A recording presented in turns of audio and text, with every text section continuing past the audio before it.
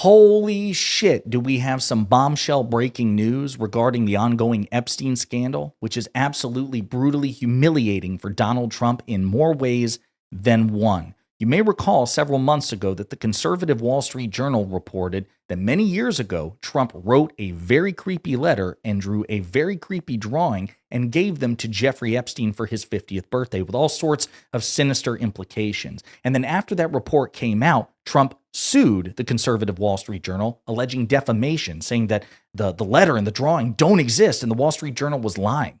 Well, spoiler alert, we have the fucking drawing. It exists. We have the drawing and the letter right here. It has been released. As Oversight Dems note on Twitter, we got Trump's birthday note to Jeffrey Epstein that the president said doesn't exist. Trump talks about a wonderful secret the two of them shared. What is he hiding? Release the files. But before we unpack all that, if you end up liking this video and you want to support the channel, please be sure to hit the like, subscribe, and alert bells before you go.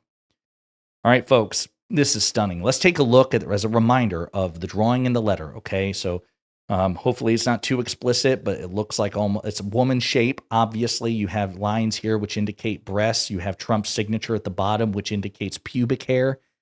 And this is what it says. Voiceover, there must be more to life than having everything. Donald, yes, there is, but I won't tell you what it is. Jeffrey, nor will I, since I also know what it is. Donald, we have certain things in common. Jeffrey, yes, we do, come to think of it. Donald, enigmas never age. Have you noticed that? Jeffrey, as a matter of fact, it was clear to me the last time I saw you. Donald, a pal is a wonderful thing. Happy birthday, and may every day be another wonderful secret, said the current president of the United States to the most notorious sex trafficker in modern American history, whose files he is protecting. A sex trafficker who died on Trump's watch, a sex trafficker with whom Trump shared a decades-long friendship. Yikes. So the Wall Street Journal, of course, is reporting about this, and I imagine they're taking a bit of a victory lap. Epstein birthday letter with Trump's signature revealed. Lawyers for Epstein's estate have given Congress a copy of the 2003 birthday book. Lawyers for Epstein's estate have given Congress a copy of the birthday book put together for the financier's 50th birthday, which includes a letter with Trump's signature that he said doesn't exist. On Monday, House Oversight Committee members confirmed they received a copy of the birthday book, including the letter bearing Donald Trump's signature.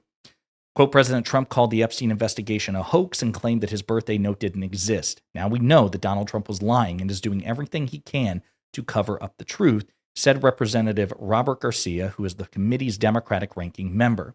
Quote, enough of the games and lies. Release the full files now.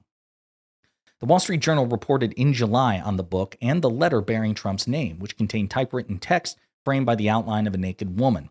The letter concluded, happy birthday, and may every day be another wonderful secret. The signature was a squiggly Donald below the waist, mimicking pubic hair.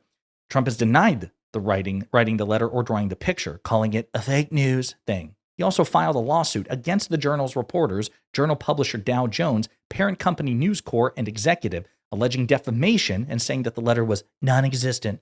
A Dow Jones spokeswoman said, quote, we have full confidence in the rigor and accuracy of our reporting. Carolyn Leavitt, the White House press secretary, didn't immediately respond Monday to a request for comment. And how rare is that?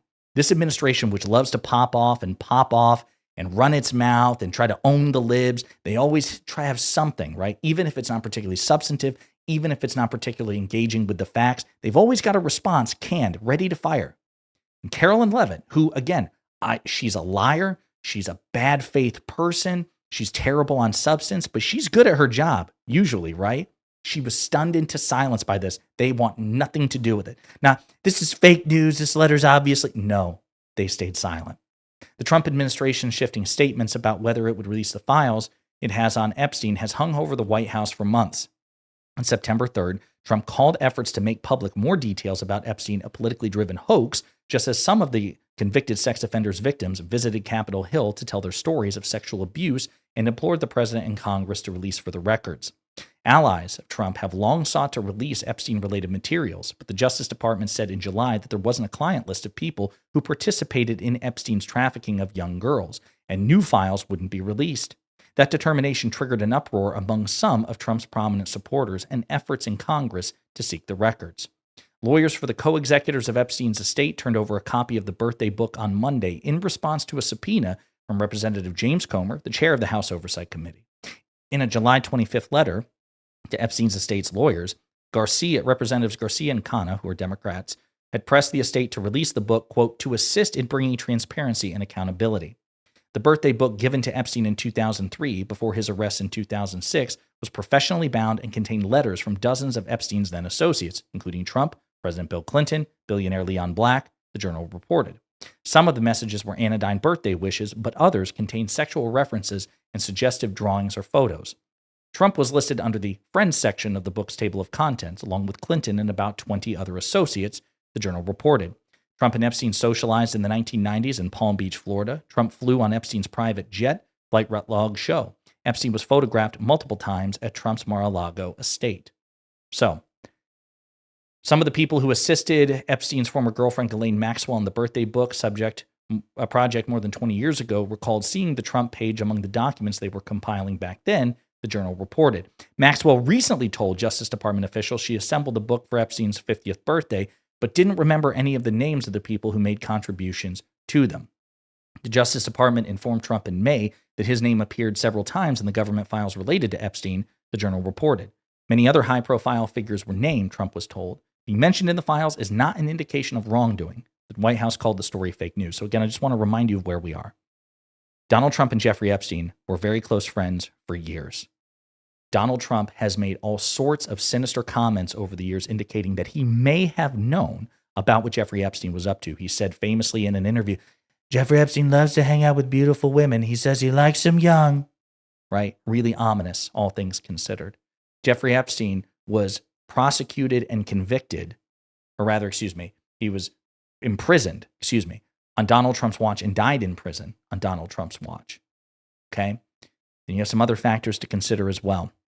Donald Trump campaigned on releasing the Epstein files reluctantly, but he was willing to make the promise, right? As if he had something to hide. Like, I'm not really comfortable about releasing the Epstein files, but sure, if you all are crazy about this and you love me, then yeah, I guess.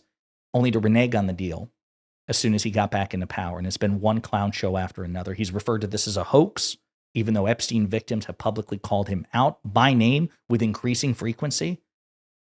The polls are atrocious on this for Trump. A majority of Americans think he's in part of a cover-up. A majority of Americans think that he was aware of Epstein's crime. A majority of Americans in one poll think that he is implicated in Epstein's crimes, thus the motive to conceal the Epstein files.